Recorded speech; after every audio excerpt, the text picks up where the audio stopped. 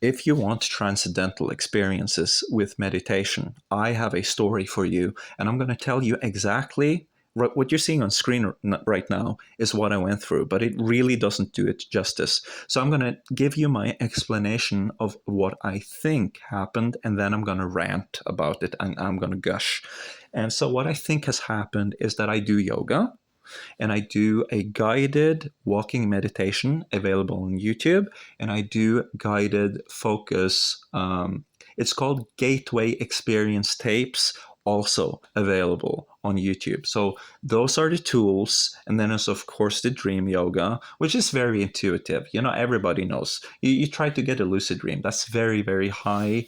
So if you come close to it, or if something else cool happens, that's also very good. Okay, so everything here is available to you. You can have this. It's gonna take, I'd say, maybe a month. I'll give you, if you're really fast, maybe 2 weeks. So it's not like one of those 40 years you have to wait and do the same thing again and again things. No. You can trigger this. Okay, so what happens is that I have the yoga, so I feel the body. I do the yoga always blindfolded, always naked. Sometimes I don't do it, and that's because of this experience I have had right now.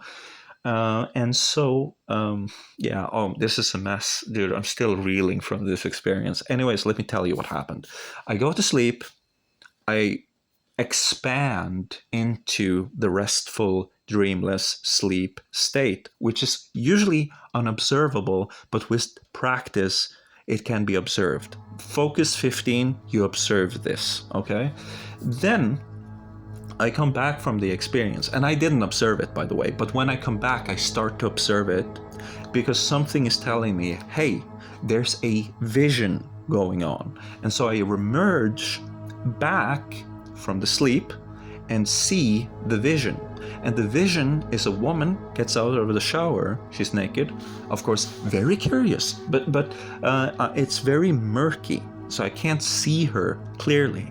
Then she does yoga, freshly showered. She has one of those big towels on her bathroom floor, and she does naked yoga on the towel. So not just because she's naked, but also she's doing yoga, and I'm looking at the yoga. It's like, yeah, that's a downward facing dog, but I'm quiet. I don't talk. I just look at it. And so I disappear into the vision. And then I also, as I go into that light, I also expand and I don't disappear. You don't disappear. It's a misunderstanding. You do not disappear.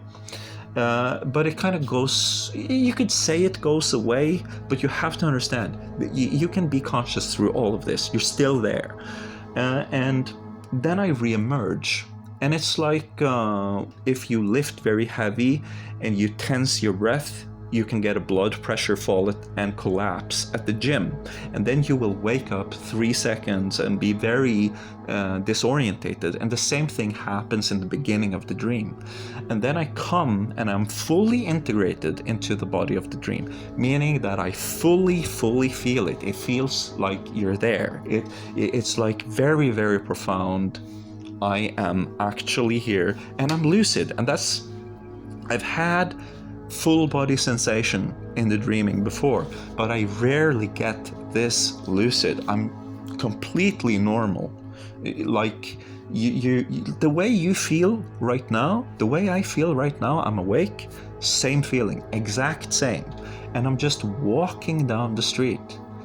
And so there's something about the walking in meditation, going away for a couple of days, being reminded of it, and then it re-emerging is very good for this kind of experience. And it has happened to me 2-3 times before.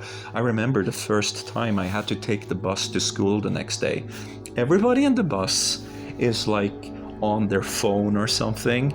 I was like, no, I need a little rest. Everybody on the bus is kind of like, business as usual, very bored, very quiet.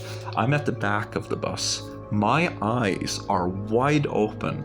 My mouth is just gaping as like, what the heck was that? The more this goes on, the more I feel like I should host a retreat. And right now I feel like a balloon ready to pop. I have all these techniques. I got all these ways of doing it, and I start to see the effects.